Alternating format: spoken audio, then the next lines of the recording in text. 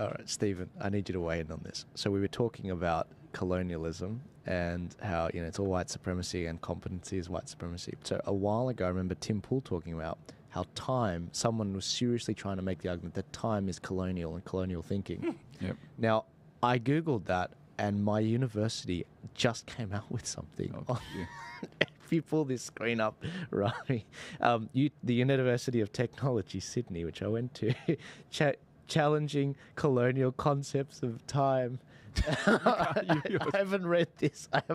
So you're getting this. Look, I mean, and the picture as well. That does not help. Okay, hang on. Our understanding of ourselves is woven together with threads of time, concepts deeply entangled with power, culture, and identity. Time is not a neutral concept. Historically, time has acted as a tool of oppression and marginalization. Colonial notions of civilization were linked inescapably to the prudent use of time. So, on one hand, time is an objective measurement derived from observation of pneumonia. The other is a cultural artifact wielded to dehumanize indigenous peoples. Their societies have been depicted as timeless and therefore inferior. Stephen, there's a lot to unpack there, but let me just say, and you're going to be surprised to hear this, sure. There is some truth in the idea that how we think about time is very cultural, and this is one of the reasons that many Indigenous Australian communities have not been able to integrate into mainstream Australian culture, because we have a particular attitude towards time that is quite regimented and punitive. You turn up at 9 a.m., you leave at 5 p.m., or you lose your job. That is a very I'd say it's a very Anglo-Protestant approach to time. It's regimented, it's punitive, it's precise.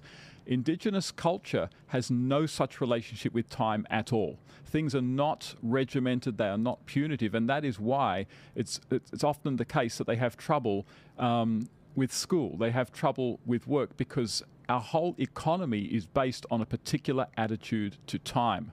I think it's more that they have a different attitude to time. I think when you look at those cultures, it's more based around sunrise, sunset, and obviously that changes through the year. So that's why those more precise ideas of time can be difficult for them, because they kind of go more off nature's concept of time. Totally. Sorry, John. Yeah, no, look, I think interesting comments. I mean, it would be. I mean, Stephen, you're the professional historian. When did Europe adopt sort of a 24-hour day to measure our time? The short answer is I have no idea. Right. It is interesting though. Wednesday. It is interesting though, wasn't it? It used to be considered, not PC. If you're not saying the dream time, Yeah. then it's not a PC. Then eventually it became, you can't say it's dream time because that puts it in a colonial lens. It's called the dreaming. Yeah. And it's like, oh, okay, so it's not like, and it's very over time, Aboriginal history has actually expanded longer and longer and longer. And it's like, guys, what are we doing?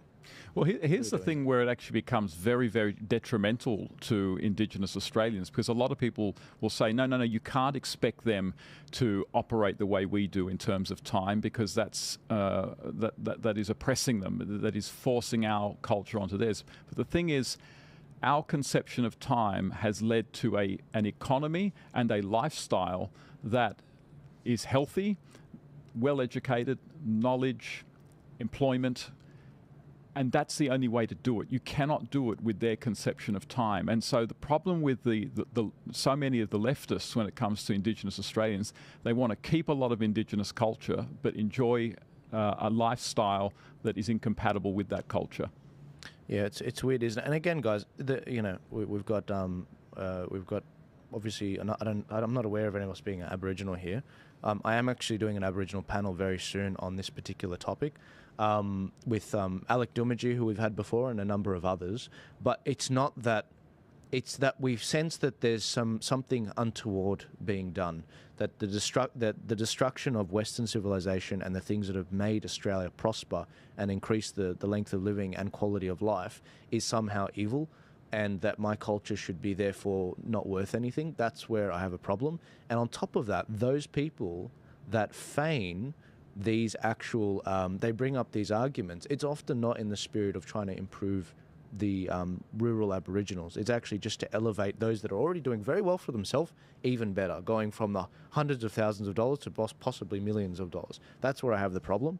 And when I see these virtue signaling things that are done, it makes me very upset, because it's like there's a lot of Aboriginal Australians, they are not on the same page, and they live rurally, and they don't actually care about whether there's an acknowledgement to country.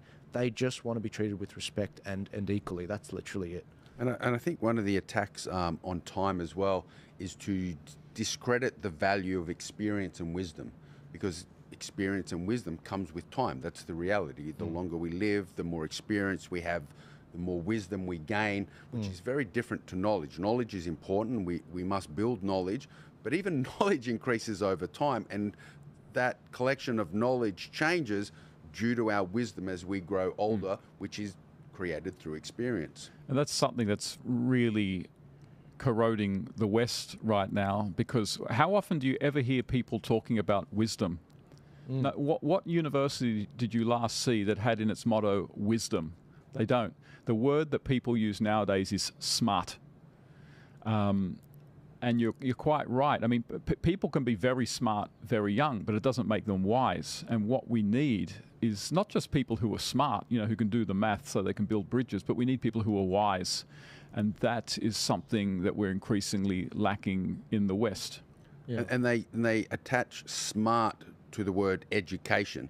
Like back in the day, a very common term was street smarts. These people who are smart through experience, not through structured learning. Like I still think obviously structured learning is important, gaining knowledge is important, but experience, wisdom, street smarts are equally important as well. Absolutely. And if you're one of the rare breed that's got both, then that's an incredible thing. And they're the kinds of people that you want in leadership. Now, and I would also just draw a distinction between institutional book smarts and self-taught book smarts, because some of the greatest sort of Labor leaders in Australian history never finished high school. They were working in mines when they were children, but they educated themselves through reading. And so they had book smarts. They knew their history. They knew some philosophy. They knew a lot of the things that you would learn at university, but they never went to university. And so one of the great myths nowadays, I shouldn't say this because I make part of my living off the universities, is that you need a university degree to be educated. First, no university is going to educate anyone. That is something you do over the course of a lifetime. Second, all you need to have is determination and the ability to read, and you can educate yourself to a large degree. I think universities really just create a structured methodology to learning. They do help in that regard. I think because one of the things I learned when I went through university is everything I learned at university, yes, it was very important, useful, it created a lot of knowledge, but my degree really didn't help me once I got into the industry. I had to start learning from scratch. Even though I had a lot of knowledge, I was in the IT industry, had a degree in information technology. I learnt, machine code and programming and all sorts of different things. But when it came to the real life, I got my first job, I had to go back to the start learning again. And, speaking to some of my seniors and employers back in the day, they gave a very simple explanation. A degree just demonstrates that you're willing to learn. That's really the strength of it. Mate, I think you're even being a bit optimistic there, to be honest. I'm not saying back in the day. I think things have evolved and changed now. Yeah. But as you said, you don't have to go to university to be able to learn. I do a lot of, I'm of the belief that when you stop learning, you stop living. So I'm always interested in new things. Whether it's politics, nutrition, training, health. I look at different things. I always want to add knowledge to myself, and again, that develops experience and wisdom and other attributes which I think are important. Yeah. So we're going to come back to this because I want to ask Stephen, after we hear this speech, exactly what went wrong with the universities, especially free speech. It used to be a place of discussion and free thought.